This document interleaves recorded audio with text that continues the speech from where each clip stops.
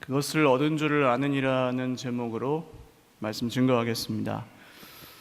오늘 말씀은 지금까지 나눈 요한일서 전체의 결론 내지는 추신에 해당하는 부분입니다. 편지라고 볼 때 추신이라고 부르는 것이 더 적절하겠죠. 그런데 마지막 절을 보시면 아주 특이한 내용이 적혀 있습니다. 한번 같이 읽어보실까요? 21절 시작. 자녀들아 너희 자신을 지켜 우상에게서 멀리하라. 아멘. 우상을 섬기지 말라는 이야기가 왜 특이합니까? 성경을 많이 보신 분들은 성경 전체에서 자주 하고 있는 이야기가 이 우상을 섬기지 말라는 이야기니까 별로 이렇게 특이하게 보이지 않으실 텐데요. 요한일서 말씀을 오늘 마지막 시간인데 처음 들으시는 분들도 있을 테니 간단하게 정리를 하면 요한일서 전체를 한 단어로 정리한다면 무엇일까요? 사랑입니다. 여러분 거듭 말씀드리지만 대답을 빨리 하셔야 설교가 빨리 끝납니다. 요한일서 전체가 한 단어로 정리된다면 뭐라고요? 사랑이라고요. 그리고 사랑하지 않는 사람은 예수님 안에 거하지 않는다라는 이야기를 하죠. 그리고 정말 사랑하지 않으면 그거는 믿는 게 아닐 수도 있다. 그런 얘기까지 가는 것이 요한일서 전체의 사랑이라는 주된 흐름을 가지고 믿음의 이야기, 삶의 이야기를 다 하는 것이 요한일서입니다. 근데 요한일서 전체에서 우상을 섬기지 말라는 이야기는 한 번도 한 적이 없어요. 근데 이 첫 시간에 말씀드렸던 내용을 여러분 혹시 기억하십니까? 요한일서가 좀 특이한 면이 있다고 말씀드렸는데 그게 뭐죠? 편지인데 첫인사가 없어요. 보통 그 당시에 편지는 이제 누가 썼고 누구에게 보내는 것이고 인사하는 거예요. 하나님의 은혜와 평강이 여러분에게 있기를 원합니다. 한 다음에 자기가 하고 싶은 얘기를 하는데 이 요한일서는 어떻게 시작했어요? 태초부터 계신 생명의 말씀에 관하여는 우리가 눈으로 보고 손으로 만져보고 귀로 듣고 한 바라 이렇게 하면서 시작하죠. 그러니까 전혀 인사도 없이 시작한 갑자기 본론으로 들어갔던 이 편지가 오늘 우상을 섬기지 말라는 한 번도 하지 않았던 이야기를 하면서 끝납니다. 그냥 끝나버려요. 여기서 아주 허무하게 끝인사도 없어요.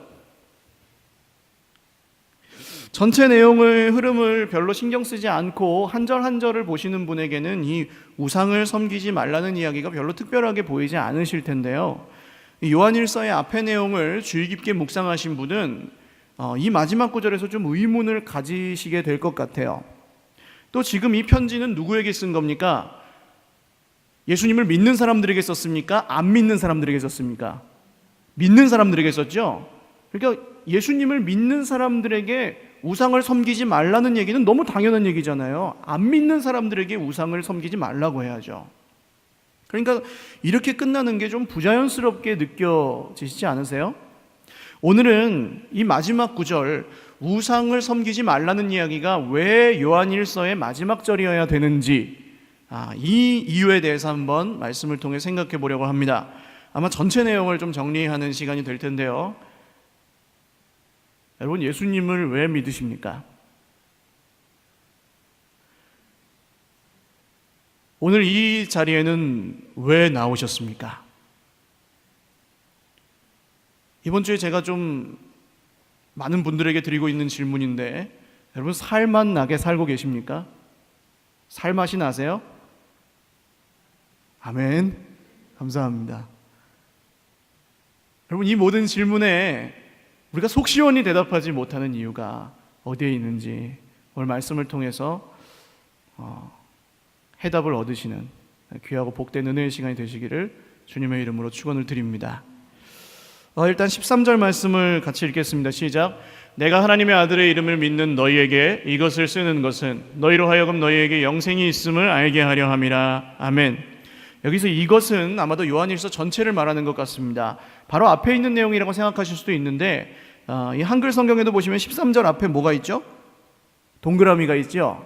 이게 이제 문단을 구분하는 표시입니다. 그래서 앞에 내용과 뒤에 내용이 완전히 떨어져 있어요. 그래서 이 13절은 지금 요한이 요한일서를 기록한 목적을 이 13절부터 마지막까지 내용을 통해서 정리하려고 하는구나 라는 것을 우리가 알 수 있는 겁니다. 근데 이 요한일서 전체를 쓰는 목적이 뭐라고 합니까? 너희로 하여금 너희에게 영생이 있음을 알게 하려 함이라. 뭐가 있음을요? 영생이 있음을. 할렐루야. 여러분 영생이 있죠? 영생이 있는 걸 믿으시죠? 자, 근데 이상하지 않습니까? 이것도 하나님의 아들을 믿는 너희라고 하면 이 사람들이 예수님을 믿어요, 안 믿어요? 믿죠? 그런데 예수님을 믿는 사람들에게 영생이 있음을 알게 하려고 썼대요.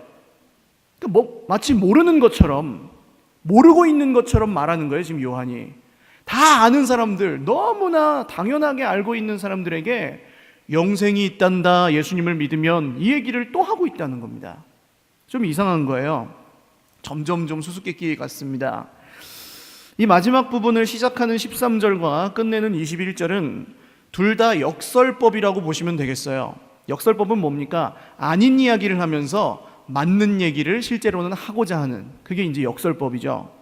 요한은 이 하나님의 아들을 믿는 사람이 영생을 얻는다는 것이 당연한 것 같지만 사실은 당연한 게 아니라는 얘기를 지금 하고 싶어 하는 것 같아요. 또 마지막 절은 예수님을 믿는 사람들이 우상을 섬기지 않는 게 당연한 것 같지만 사실은 예수님을 믿는다고 하면서도 우상을 섬길 수 있다는 것을 이야기하고 싶어 하는 것 같습니다. 우리의 현실과 비추어 봐도 그렇죠. 여러분, 부모님이 자녀를 사랑하죠. 자기 목숨을 주어도 아깝지 않을 만큼 아마 대부분의 부모님들이 자녀를 사랑할 겁니다. 그런데 자녀는 그 사랑을 잘 알아요, 몰라요? 예, 아주 세차게 고개를 저으시는 분들은 다들 효자 효녀를 두셨겠지만 부모가 사랑하는 만큼은 자녀가 그 사랑을 모르죠. 그런데 그 사랑을 깨닫게 되는 때가 있습니다. 평소엔 왜 모를까요?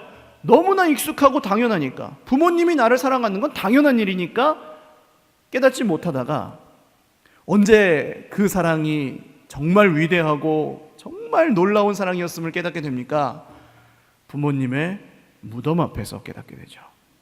너무나 공기처럼 물처럼 익숙하고 당연하게 여겨졌던 그 사랑이 이제 이 세상에서는 더 이상 받을 수 없게 되었을 때, 그때야 그 사랑이 얼마나 컸는지를 깨닫는다는 겁니다. 우리의 구원, 즉 오늘이 본문이 이야기하는 영생도 마찬가지입니다. 우리가 예수님이 나를 위해 십자가에 죽으시고 다시 살아나셔서 나에게 영생을 주셨다는 것을 다 믿잖아요. 그리고 우리가 아무런 대가를 지불할 필요가 없다는 것도 믿습니다. 그게 처음에는 믿을 때에는 우리에게 너무 감격이고 기쁨이었는데 지금 이제 시간이 지날수록 이것을 우리가 어떻게 여기게 되죠? 너무나 당연하고 익숙하게 여기게 된다는 것입니다.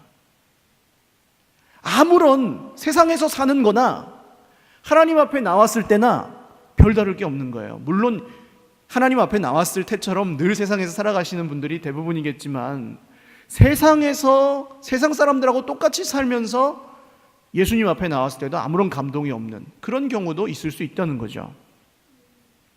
그러나 오늘 요한이 물어보는 것은 정말 이 영생이 우리에게 있는 게 당연한 거냐?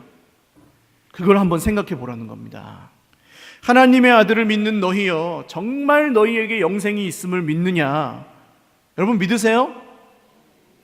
우리가 여러분 정말 믿는다면 그 영원한 천국을 기대하는 마음과 기뻐하는 마음을 통해 거기서 삶의 모든 행복과 기쁨을 얻고 계십니까?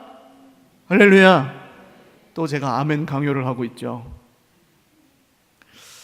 여러분 내가 구원받았다는 사실이 늘 감격과 기쁨 속에서 막 새롭게 살아나고 그게 이 험하고 악한 세상을 이기는 능력 아니겠어요? 우리의 힘으로 이길 수 없는 죄악을 이기는 능력이 그 이름에 있잖아요. 우리가 영생을 얻었고 하나님 나라의 백성이라는 게 우리의 소망이고 이 땅에서 아무것도 갖지 못할지라도 예수님만 붙들면 우리는 다 된 것이다라고 얘기할 수 있는 이유가 거기에 있지 않습니까? 그런데 여러분 이것이 너무나 익숙하고 당연해서 그냥 무덤덤해져 있다면 오늘 말씀을 잘 들으셔야 될 것 같습니다. 아까 처음에 드린 질문이에요. 여러분 살맛 나게 살고 계십니까? 정말 신나게 정말 행복하게 그렇게 살고 계세요? 오늘 예수님을 믿는데도 내 마음에 별 기쁨이 없다면 정말 살맛 나는 인생이라고 느껴지지 않으시고 날마다 그냥 너무 힘들고 너무 고통스럽고 그것만 계속된다면 여러분 오늘 여기에 문제일 수 있습니다. 그러면 어떻게 우리는 이 믿음과 은혜와 구원과 영생과 이 생명이 우리 익숙하게 당연하게 느껴지지 않고 매일매일 그것을 새로운 감격과 기쁨으로 받아들일 수 있을까요? 그 원리들은 오늘 이 요한이 반복적으로 쓰고 있는 안다라는 말에 담겨 있습니다. 맨 먼저 지금 13절에도 영생이 있는 것을 어떻게 하려고 이것을 썼대요? 알게 하려고 썼다고 하죠. 그 다음 안다는 말이 어디 나오는지 한번 보십시오. 그 다음에 어디 나옵니까? 어디 나와요? 15절에 나오죠. 15절 같이 읽어보겠습니다. 시작. 우리가 무엇이든지 구하는 바를 들으시는 줄을 안즉 우리가 그에게 구한 그것을 얻은 줄을 또한 아느니라. 구하는 바를 들으시는 줄을 알고 우리가 그에게 구한 그것을 얻은 줄을 또한 안대요. 여러분 이 얘기를 지금 안다는 말을 일부러 쓴 게 보이십니까? 하나님이 구하면 들으십니다. 우리가 그에게 구한 그것을 얻습니다. 이렇게 쓸 수도 있잖아요. 근데 안다는 말을 일부러 쓰고 있어요 지금. 이 첫 번째로 드릴 말씀입니다. 기도하면 아버지께서 그 구하는 기도를 들으시고 그대로 응답하시는 걸 우리는 알아요. 여러분 근데 이걸 진짜로 아는 사람은 이 믿음이 결코 익숙하고 당연해지지 않습니다. 왜 그럴까요? 생각해 보십시오 여러분. 우리가 기도했는데 기도한 대로 다 돼요.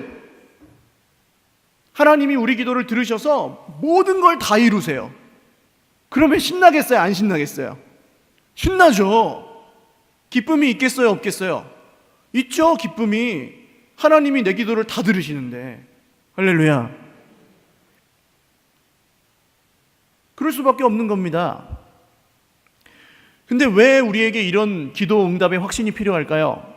우리가 그냥 잘 되면 하나님께 영광을 돌리지 않습니다. 내가 잘나서 된 줄 알죠. 그런데 정말 인생의 그 벼랑 끝에 몰려서 하나님 앞에 기도할 때 하나님께서 하시는 그 놀라운 일을 경험할 때 우리는 하나님이 하나님 되심을 아는 것이죠. 그리고 하나님이 하나님의 자녀의 기도를 들으시는 것을 아는 것이죠. 그리고 그게 바로 우리가 영생을 얻은 하나님의 자녀라는 증거가 되는 것이죠. 이게 우리가 흔들리지 않는 이 믿음의 길에서 살아갈 수 있도록 해주는 원동력이 될 수 있다는 것입니다. 우리가 정말 기도해서 하나님이 하시는 일을 경험할 때 우리 인생은 매일매일 신나고 정말 기쁨이 넘치는 그런 모험과 같을 것입니다. 근데 뭔가 좀 이상하죠. 제가 이 얘기를 하면서 좀 걱정이 드는 게 목사님은 뭐 믿음이 좋으니까 그런가 보다 하시고 그냥 내 얘기는 아니라고 들으실까 봐. 근데 여러분 저는 믿음이 좋지 않습니다. 그리고 이것은 믿음 좋은 사람들의 얘기가 아니에요. 성경은 분명히 이야기하죠. 하나님은 자녀가 하나님께 드리는 기도를 들으시고 할렐루야 그리고 응답하십니다. 구하는 그것을 얻은 줄을 아느니라. 얻을지 말지 잘 모르느니라 하지 않아요. 믿음이 100점이면 얻고 30점이면 못 얻느니라 하지 않습니다. 우리가 하나님의 자녀인 게 확실하면 들으세요. 그리고 구하는 그것을 주십니다. 근데 좀 또 이상한 게 있죠. 여러분 구하는 대로 다 받고 사십니까? 그렇지 않죠. 기도하면서 여러분 정말 하나님이 주실 거라는 확신이 있으십니까? 아멘. 그러나 그렇지 않을 때도 있죠. 성경 야고보서 4장 2절 3절은 이렇게 얘기합니다. 같이 한번 읽어보시죠. 시작. 너희가 얻지 못함은 구하지 아니하기 때문이요 구하여도 받지 못함은 정욕으로 쓰려고 잘못 구하기 때문이라. 아멘. 여러분 믿음이라는 것은 하나님과의 관계 속에서 증명됩니다. 그리고 제가 늘 드리는 말씀이지만 기도는 적게 하는 사람과 많이 하는 사람이 있는 게 아니고 기도를 하는 사람과 안 하는 사람이 있을 뿐입니다. 기도를 하는 사람은 하나님을 믿는 것이고 기도하지 않고 내 뜻대로 내 마음대로 사는 사람은 그만큼 하나님을 덜 믿는 것일 뿐이죠. 극단적으로 표현해서 그렇습니다, 여러분. 또는 정욕으로 쓰려고 잘못 구할 때, 그러니까 내가 필요한 것만을 내 중심으로 구할 때, 뭐 로또 대박 나면 우리 인생의 문제가 많은 부분이 해결되겠죠. 그러나 하나님이 그 기도에 응답하시지 않는 이유는 뭡니까? 그러면 로또가 하나님이 되기 때문이죠. 그러면 어떤 기도가 응답받는 기도일까요? 14절 말씀을 한번 읽겠습니다. 시작. 그를 향하여 우리가 가진 바 담대함이 이것이니 그의 뜻대로 무엇을 구하면 들으심이라. 아멘. 무엇을 구하는데 누구의 뜻대로요? 그의 뜻대로. 할렐루야. 여러분 한번 따라하겠습니다. 그의 뜻대로. 그의 뜻대로 무엇을 구하면 들으심이라. 아멘. 이게 중요한 거죠. 기도할 때 여러분 내 입에서 나오는 말이 유창하고 유창하지 않고는 별로 중요하지 않아요.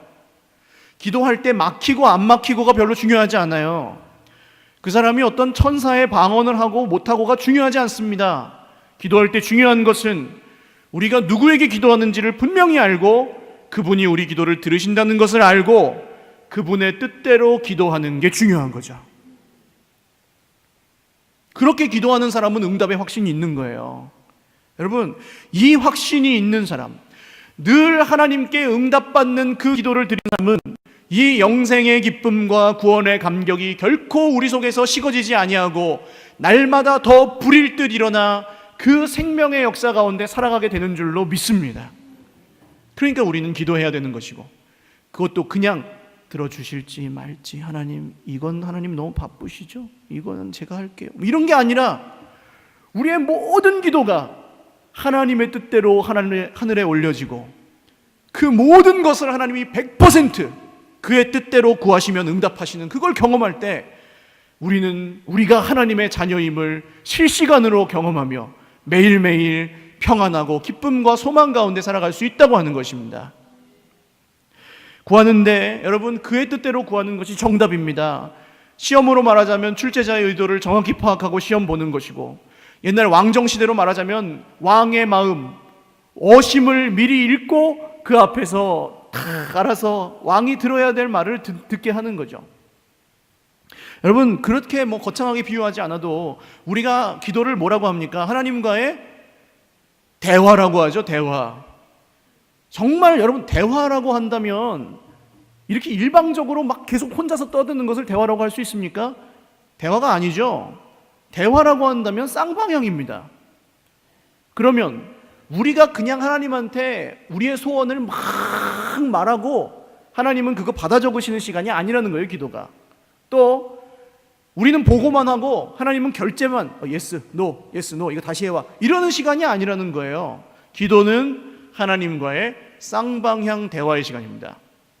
그래서 여러분 어떻게 보면 기도는 하나님이 우리에게 말씀하시는 시간이다라고 볼 수도 있습니다. 그러니까 듣는 기도도 해야 되는 거죠. 입으로만 하는 게 아니라. 이렇게 볼 때 여러분 때로는 노라는 응답도 축복이 될 수 있습니다. 왜요? 하나님의 뜻이 아닌데 예스가 돼버리면 어떨까요? 그건 저주예요. 그 사람은 계속 그렇게 살아요. 그러면 내 뜻대로, 내 중심으로, 내가 원하는 대로 기도만 하고 그게 이루어지면 그게 축복이라고 생각하고 살아요. 하나님의 뜻을 구하려고 하지 않고 하나님을 알려고 하지 않습니다. 그 사람의 믿음이 좋아질 수가 없습니다. 그래서 하나님은 노라고 응답하실 때에는 반드시 기도하는 그 사람이 기도한다면 노라고 응답하실 때는 그 사람의 마음과 생각을 바꾸십니다. 하나님의 뜻대로. 할렐루야. 하나님의 뜻대로 구하게 하시고 그 뜻대로 응답하시면서 주시는 건 뭐예요? 내가 구했던 것보다 더 좋은 것. 한번 따라 하십시오. 내가 구했던 것보다 더 좋은 것. 할렐루야. 사랑하는 여러분, 언제나 기도하실 때마다 하나님의 뜻을 구하시기를 주님의 이름으로 축원을 드립니다. 굉장히 어려운 것 같으시죠? 하나님의 뜻을 모르시니까. 그러나 여러분 그렇게 거창한 이야기가 아닙니다. 하나님의 뜻대로 구한다는 게 왜 어려울까요? 하나님의 뜻을 모르니까 어려운데 하나님의 뜻은 어디에 적혀 있습니까? 어디에 적혀 있습니까? 어디에 적혀 있습니까, 여러분? 할렐루야. 믿으세요? 그러면 우리는 이 성경 말씀을 붙들고 신뢰하며 목숨 걸고 나는 내 목에 칼이 들어와도 이 말씀이 하나도 땅에 떨어지지 아니하고 다 이루어진다는 것을 믿습니다. 이 믿음으로 기도하는 것이 하나님께 드리는 기도예요. 여러분, 그렇게 기도하다 보면 그 사람은 누가 아무리 방해를 해도 이 하나님의 뜻대로 기도하는 사람이 됩니다. 사랑하는 여러분, 말씀을 알아가고 말씀을 묵상하고 그 말씀 안에서 기도하세요. 하나님의 뜻대로 기도하세요. 내 뜻대로 구하던 것을 멈추고 하나님의 뜻을 구해보십시오. 얼마나 놀라운 일이 일어나는지. 그러면 하나님의 뜻대로 구한다는 것은 무엇일까요? 오늘 말씀에서는 요한이 한 가지를 이야기하고 있는데 16절을 읽겠습니다. 시작. 누구든지 형제가 사망에 이르지 아니하는 죄 범하는 것을 보거든 구하라. 그리하면 사망에 이르지 아니하는 범죄자들을 위하여 그에게 생명을 주시리라. 사망에 이르는 죄가 있으니 이에 관하여 나는 구하라 하지 않노라. 16절만 보시면 누구든지 형제가 죄를 범하면 그를 구원해줘라 이런 얘기로 들으실 수 있어요. 구하라 그랬으니까. 근데 구하라가 그 구원해라가 아니고 이 14절과 15절에 나왔던 구하라라는 말과 똑같은 말입니다. 그러니까 뭐 하라는 거예요? 기도하라는 거예요. 그 범죄하는 형제를 위해서. 그러면 하나님이 그에게 생명을 주신다. 이런 약속입니다. 여기서 사망에 이르는 죄가 뭔지는 요한이 그렇게 깊이 설명하지 않아서 우리가 알 수가 없어요. 그렇다면 이 구절이 의미하는 건 뭘까요? 하나님의 뜻대로 구하는 기도가 뭐냐? 다른 사람을 위해 하는 기도일 수 있다는 겁니다.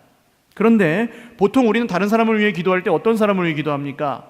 내가 좋아하는 사람, 친한 사람, 가까운 사람. 당연한 일이죠. 관계가 없는 사람을 위해서 기도한다는 건 어려운 일이에요. 그런데 옆에 있는데 이상한 사람, 옆에 있는데 좀 마음에 안 드는 사람, 옆에 있는데 좀 미운 사람, 이런 사람이 있을 때 그 사람을 위해서 기도하라는 말씀입니다. 죽어도 안 바뀔 것 같은 사람이 여러분 주변에 있으세요? 없으세요? 있으세요? 없으세요? 예, 죽어도 안 바뀔 것 같은 사람이 있습니다. 근데 그런 사람이 예수 그리스도 안에서 바뀌는 것을 보셨습니까? 못 보셨습니까? 보셨죠? 예수 그리스도 안에서는 바뀌어요. 할렐루야. 그게 왜 그렇습니까? 바로 이 기도가 있기 때문이에요. 죄를 범하는 형제를 위해서 그를 판단하고 정죄하고 내치지 않고 그 사람을 위해 기도하는, 그 사람은 모를지라도 나는 모를지라도 그 기도가 있기 때문에 내가 변하는 거예요. 여러분, 성경에 바울 사도가 원래 바울 사도였습니까? 사울이었죠. 기독교인들을 다 잡아 죽이는 사람이었어요. 이 사울이 바울 된 건 왜 그렇습니까? 스데반 집사님이 돌 맞아 죽으면서 하나님, 저들의 죄를 저들에게 돌리지 마옵소서, 뭐 하는지 모릅니다. 이 기도가 있었기 때문에 사울이 바울 된 거예요. 사울이 예수님을 만나고 눈 멀어서 자기 집에서 막 끙끙거리고 있을 때 아나니아라는 사람이 하나님께 기도하죠. 그 기도가 있었기 때문에 사울이 바울 된 것입니다. 여러분, 오늘 나는 모르지만 내가 예수님의 사람이 된 것은, 변하지 않을 것 같던 내가 변하는 것은 나를 위해 기도하시는 그분이 있기 때문입니다. 사랑하는 여러분, 나를 위한 기도에서 그치지 마시고 다른 사람을 위한 기도 꼭 드리시길 바라요. 특별히 죄를 범하는 형제를 위해서 기도하시길 바랍니다. 특별히 요즘 SNS를 통해서 기독교인들이 이 서로를 공격하는 일이 비일비재합니다. 그죠? 서로 다른 의견을 나눌 수는 있겠지만, 잘못된 걸 잘못됐다고 이야기할 수는 있겠지만, 거기서 어떤 사람의 잘못된 행동을 가지고 넌 예수 믿는 사람도 아니야, 네가 다니는 교회는 교회도 아니야, 이래버리면요, 그거 벌써 그분이 뭐가 된 겁니까? 하나님이 된 거예요. 물론 이렇게 얘기하는 저도 지금 비판하는 게 될 수 있겠습니다만, 물론 그게 사실일 수도 있지만 그건 하나님만 아시는 일 아니겠습니까? 그러니까 여러분, 이 손가락이 남을 향해서 쏘아질 때 꼭 기억하십시오. 이거 꼭 기억하십시오. 오늘 다 잊어버리셔도 한 가지만 기억하신다면, 손가락이 남을 향해 쏘아질 때 이 손을 조용히 오므리고 두 손을 맞잡으십시오. 한번 해볼까요? 손가락이 이렇게 남을 향해서 쏘아질 때 오므리시고, 그 다음 조용히 맞잡으시고 기도하시는 겁니다. 할렐루야. 꼭 하세요. 두 번째로 우리가 아는 것은 우리가 계속해서 죄를 지을 수 없다는 것입니다. 자연스럽게 요한이 죄에 대한 이야기로 나아가는데요, 우리가 지금 안다라는 말을 집중해서 보고 있으니까 그 다음 안다가 어디에 있는지 한번 찾아보십시오. 15절 다음에는요 18절에 나오죠. 같이 읽겠습니다. 시작. 하나님께로부터 난 자는 다 범죄하지 아니하는 줄을 우리가 아노라. 하나님께로부터 나신 자가 그를 지키심에 악한 자가 그를 만지지도 못하느니라. 아멘. 하나님께로부터 난 자는 예수님을 믿는 사람이죠. 예수님을 믿는 사람들은 다 범죄하지 않는데요. 이 말씀을 좀 오해하시면 예수님을 믿으면 도덕적으로 완벽해져서 그 사람이 아무런 죄도 짓지 않는 거냐, 그 얘기가 아닙니다. 우리가 몇 주 전에 나눈 말씀이 있죠. 이 구절에 뭐가 들어가야 된다 그랬어요? 계속해서라는 뜻이 여기 있습니다. 이 그리스어 동사는 현재 진행형으로 썼을 때는 계속해서 뭘 한다는 뜻이 들어가요. 그러니까 이런 뜻이죠. 예수님을 진짜로 믿는 사람은 계속해서 범죄하지 않습니다라는 뜻이에요. 한두 번 넘어지거나 실수할 수는 있을지라도 그 자리에서 계속해서 똑같은 죄를 범하지는 않는다, 그런 얘기입니다. 여러분, 이 오해의 소지가 다분한 이야기를 요한이 지금 오늘 써놓은 이유가 뭘까요? 우리가 예수님을 믿는다고 하면서도 여전히 계속해서 똑같은 죄를 계속해서 짓고 있다면 우리가 구원받을 수 있을까요? 입으로 시인은 했으니까 행동은 아무런 변화가 없고 하나님을 더 알아가려고 하지도 않고 순종하려도 하지도 않는데, 입으로 시인은 했으니까 구원받는다, 이 말이 사실입니까? 그렇지 않아요. 아마 여러분, 우리가 구원받기 위해서 어떤 공로를 쌓을 필요는 없습니다. 하나님의 은혜에 그냥 우리는 믿음으로 반응하면서 순종하며 사는 거죠.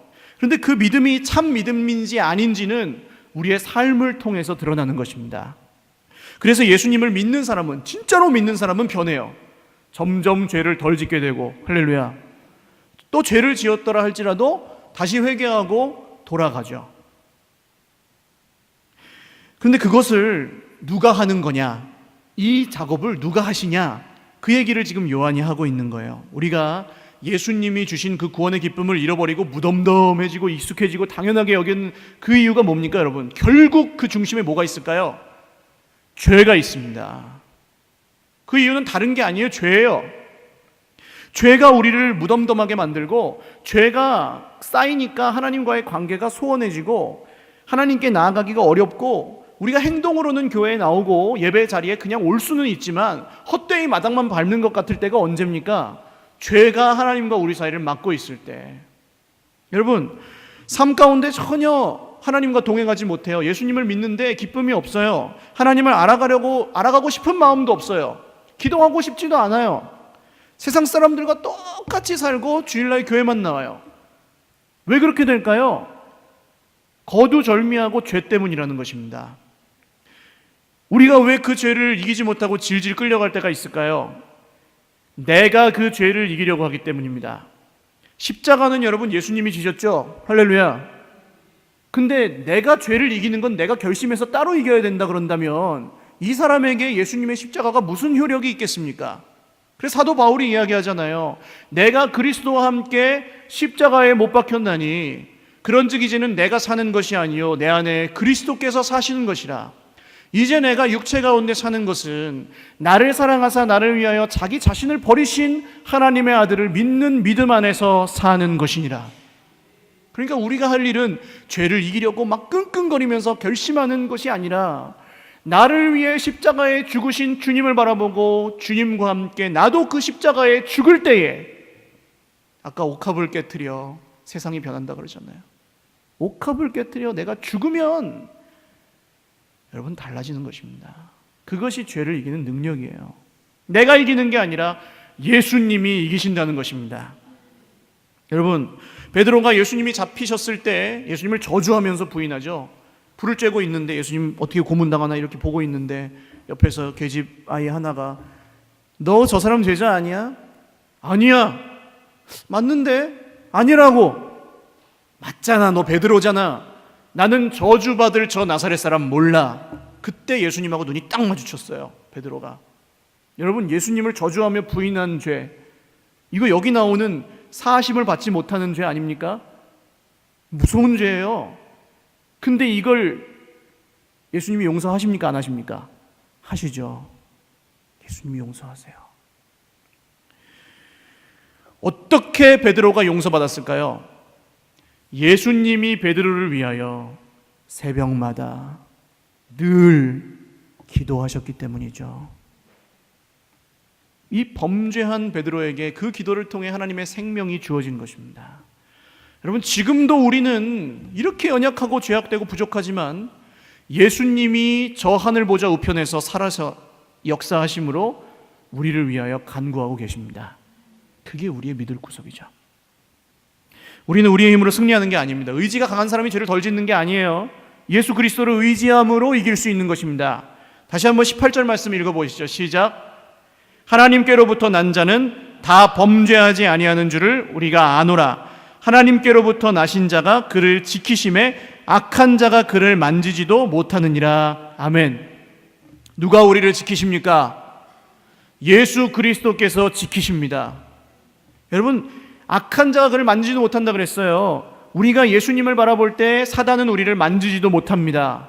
더 이상 내가 내 인생을 지키려고 애쓰지 마시고, 내가 죄를 끊으려고 아둥바둥하지 마시고, 그 자리에 무릎 꿇고 십자가의 주님을 바라보시기를 주님의 이름으로 축원을 드립니다. 예수님께 항복하시기를 바랍니다.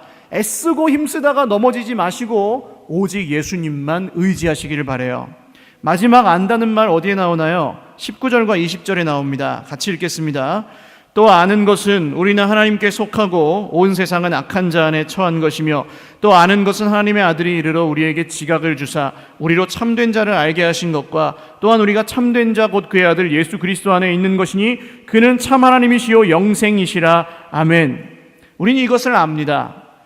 이게 뭐예요, 여러분? 두 글자로 하면 이 이야기가 무슨 이야기입니까? 복음입니다. 할렐루야. 여러분, 우리는 하나님께 속했고 온 세상은 악한 자에게 처했는데, 여기서 속했다는 말을 쓰지 않는 이유는 일시적인 것이기 때문에 그렇습니다. 주님이 오실 때까지만이잖아요. 이런 깨어진 세상을 회복하시기 위해 하나님의 아들 예수님이 이 땅에 오셨고, 우리에게 지각을 주셔서 십자가에 죽으시고 부활하신 주님을 알 수 있게 해주셨습니다. 그리고 우리는 이제 누구를 믿어요? 참 하나님이시고 영생이신 예수 그리스도를 믿고 그분 안에 거하는 존재가 되었어요. 여러분, 이것보다 더 기쁜 소식이 세상에 어디에 있습니까? 이것보다 더 좋은 소식이 이 세상에 어디에 있어요?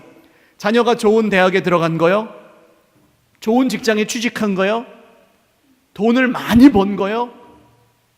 여러분, 그 어떤 소식보다 기쁘고 좋은 소식은 바로 우리가 이 예수님 안에 있다는 이 소식, 복음의 소식인 줄로 믿으시기를 바랍니다. 이 요한이 얼마나 이 요한일서의 마지막에서 지금 흥분된 어조로 이 이야기를 쓰고 있는지 한번 느껴보세요. 18절, 19절, 20절 모두 우리가 압니다라는 뜻의 오이다멘이라는 동사를 쓰면서 시작하고 있거든요. 그러니까 이런 느낌입니다. 우리는 압니다. 우리가 계속해서 범죄하지 않는다는 것을. 우리는 압니다. 예수님이 나를 지키신다는 것을. 우리는 압니다. 악한 자가 나를 만지지도 못한다는 것을. 우리는 압니다. 우리가 하나님께 속했다는 것을. 우리가 압니다. 예수께서 우리에게 오셔서 하나님을 알게 해주셨음을. 우리는 압니다. 우리가 참 하나님이시고 영생이신 예수 그리스도 안에 있다는 것을. 할렐루야. 이걸 막 그냥 속사포처럼 쏟아내고 있는 이야기가 바로 이 구절들입니다. 여러분, 이것이 능력입니다. 이것을 알고 아는 대로 흔들리지 않고 걸어가는 것이 우리의 능력이에요. 말씀을 맺습니다. 여러분, 시험을 보실 때 공부를 열심히 하고 일부러 틀린 답을 써보신 적이 있으세요? 시험을 내가 알고 있는 정답을 쓰시는 게 아니라 일부러 틀린 답을 막 쓰신 적이 있으세요? 근데 알면서도 틀릴 때가 있습니다. 언제일까요? 컨닝할 때. 아니, 내가 아는 대로 그냥 쓰면 되는데 옆에 사람 따라 썼다가 틀리는 거. 제가 중학교 3학년 때, 그때는 출석 번호가 키순이었어요. 1번, 2번 친구들은 완전 초등학생 같았습니다. 근데 이 1번 친구가 수학 시험을 4점 맞았어요. 4점. 100점 만점에 4점. 찍어도 5분의 1이니까 20점은 맞는 시험을 4점을 맞더라고요. 근데 아주 놀라운 것은 2번도 4점을 맞았어요. 왜 그랬는지는 하나님만 아시겠죠. 여러분, 우리는 다른 사람이 하는 걸 보고 믿는 게 아닙니다. 물론 우리는 서로를 본받아서 믿긴 하지만 제가 이렇게 전해드리는 하나님의 말씀도 복음도 저한테만 좋고 끝나면요, 그건 제 복음이죠. 그러나 이 이야기가 내 이야기로 들려서 정말 여러분의 인생을 바꿀 때에 이 복음은 우리의 능력입니다. 남의 이야기 따라하는 게 아니라 우리가 하다가 세상 따라가는 게 아니라, 세상 사람들은 어때요? 이게 좋다고 하면 일로 쭉 몰리고 저게 좋다고 하면 절로 쭉 몰리고, 우리는 이렇게 있다가 가만히 정신 차리고 있지 않으면 그냥 거기 따라가다가 인생이 끝나버립니다. 짧거든요. 거기서 흔들리지 않고 내 길을 가는 법, 아는 대로 믿고 믿는 대로 사는 것입니다. 사랑하는 여러분, 오늘 우리가 숙제가 하나 있었죠. 21절이 왜 여기 있는가, 갑자기 엉뚱하게 우상 섬기지 말라는 얘기가 왜 나오는지, 이걸 답하려고 지금까지 얘기를 한 거거든요. 아는데도 아는 대로 믿지 않는 것이 우상을 섬기는 것입니다. 믿는다고 하면서도 그 믿음대로 살지 않는 것이 우상 숭배입니다. 사랑하는 여러분, 그것이 우리를 하나님과 멀어지게 만들고 우리의 영적 생명을 끊어지게 만들어요. 그리고 교회에 와도 별 좋지 않고 신앙생활이 무거운 짐처럼 느껴지고 성경 보고 기도하는 게 무슨 고문이고, 여러분 그렇게 되지 않아야 됩니다. 우리가 신앙생활을 한 지 오래되었다고 회개할 것이 없을까요? 오늘 우리가 어제 좀 의롭고 경건하게 살았다고 해서 오늘 하나님 앞에 기도할 게 없을까요? 여러분, 의롭고 경건한 삶이 우리를 평안하게 해주는 것이 아닙니다. 세상에도 그런 사람 많아요. 오직 예수 그리스도의 이름이 우리를 평안하게 하고 우리를 기쁘게 합니다. 오늘 예수님이 주시는 그 평안이, 기쁨이 없으시다면, 혹은 희미해져 있으시다면 주님을 간절히 찾으시기 바랍니다. 그리고 오늘 이 말씀의 진리를 알게 해달라고 기도하시고, 아는 대로 믿게 해달라고 기도하시고, 믿는 대로 살게 해달라고 기도하시기를 바랍니다. 같이 찬양하고 기도하겠습니다. 주님 마음 내게 주소서라는 찬양인데요, 여러분 간절한 마음으로 찬양하셨으면 좋겠어요. 우리가 인생의 어떤 기준이나 계산이나 내 생각이나 그 어떤 것도 오늘 나를 다스리지 못하고 예수님이 나를 다스려 달라는 마음으로 기도하십시오. 찬양하십시오.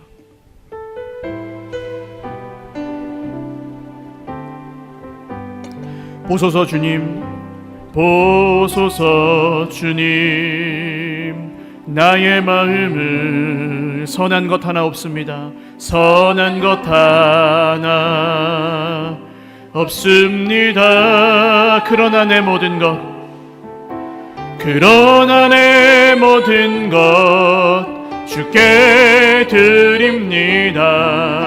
사랑으로 안으시고 날 새롭게 하소서. 보소서 주님, 보소서 주님, 나의 마음을 선한 것 하나 없습니다. 선한 것 하나 없습니다. 그러나 내 모든 것 주께 드립니다. 사랑으로 안으시고 날 새롭게 하소서. 주님 마음 내게 주소서. 주님 마음 내게 주소서. 내 아버지 주님 마음 내게 주소서. 나를 향하신 주님의 뜻이 이루어지도록 주님 마음 내게 우리 다시 한번 간절하게 주님 마음 내게 주소서. 주님 마음 내게 주소서. 내 아버지 주님 마음 내게 주소서. 나를 향하신 주님의 뜻이 이루어지도록 주님 주님 마음 내게 주소서. 기도하겠습니다. 여러분, 복잡하게 기도하지 마십시오. 복잡하게 기도하지 마시고 하나님의 뜻을 알게 해달라고 기도하십시오. 그리고 그 아는 대로 믿게 해달라고 기도하시고 그 믿음대로 살게 해달라고 기도하십시오. 그리고 지금 내 삶 가운데 왜 살맛이 안 나고 왜 너무 죽을 것 같이 힘들고 왜 날마다 그것이 계속되는지 그 이유를 정말 알게 해달라고 기도하셨으면 좋겠어요. 그리고 그 죄의 끝에서 절망할 때 정말 나의 온 마음을 다하여 십자가의 예수님을 바라보게 해달라고 기도하십시오. 같이 기도할 때에 주님, 우리가 주님의 백성, 하나님 나라의 백성 되게 하시고 정말 하나님 나라의 자녀답게 살게 하여 주옵소서. 기도하겠습니다. 하나님 아버지, 감사합니다. 오늘 이 말씀을 붙들고 기도합니다. 알게 하시고 믿게 하옵소서. 믿음대로 살게 하옵소서.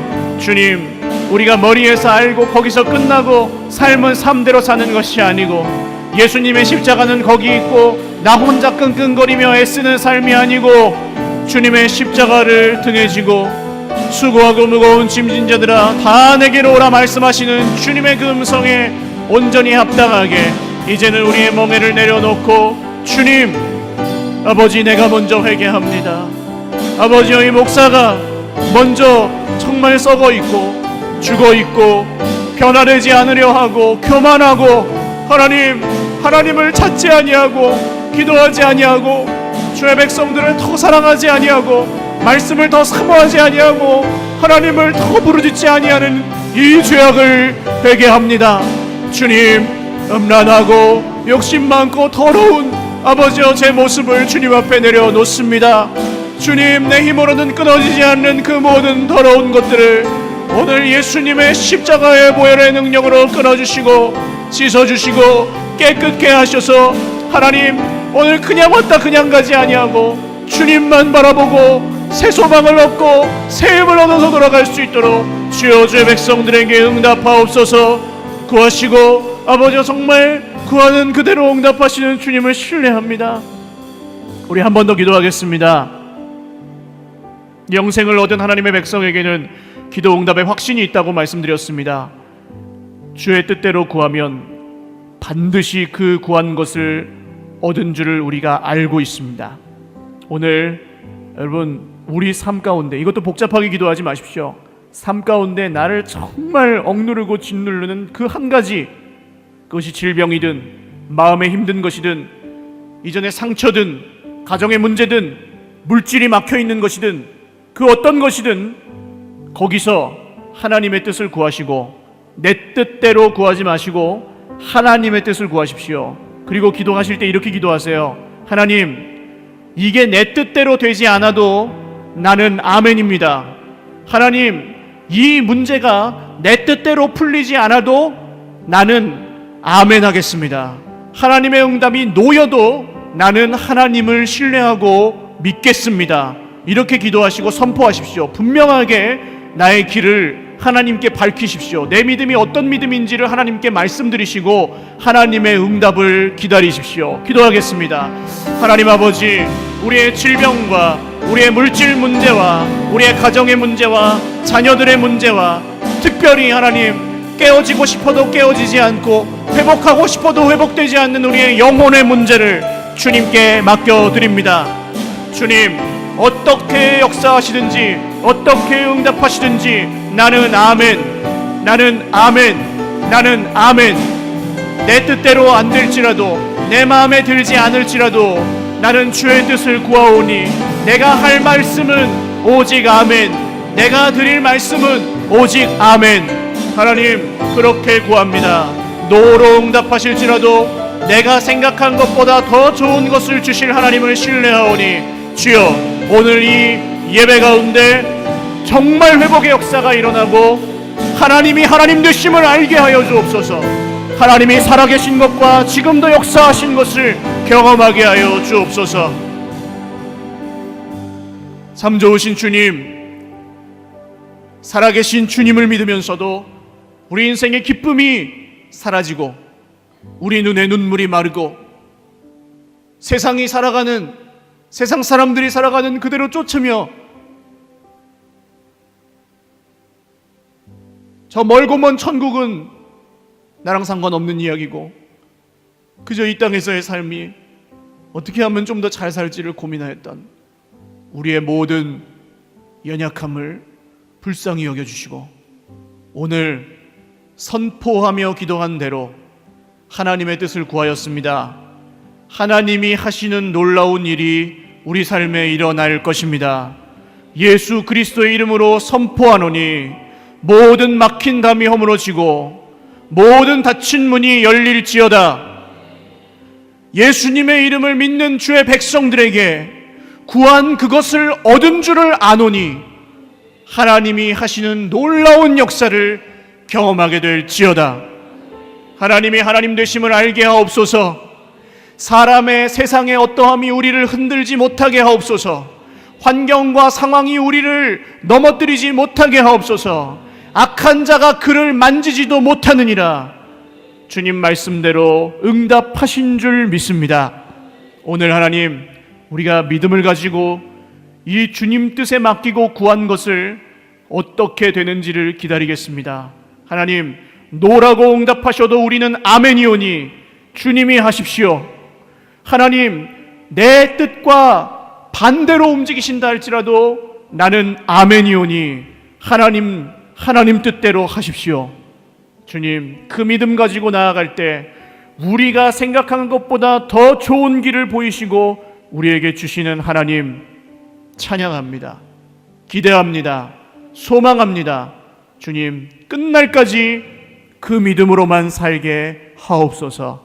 감사하고 축복하며 예수님의 이름으로 기도합니다. 아멘.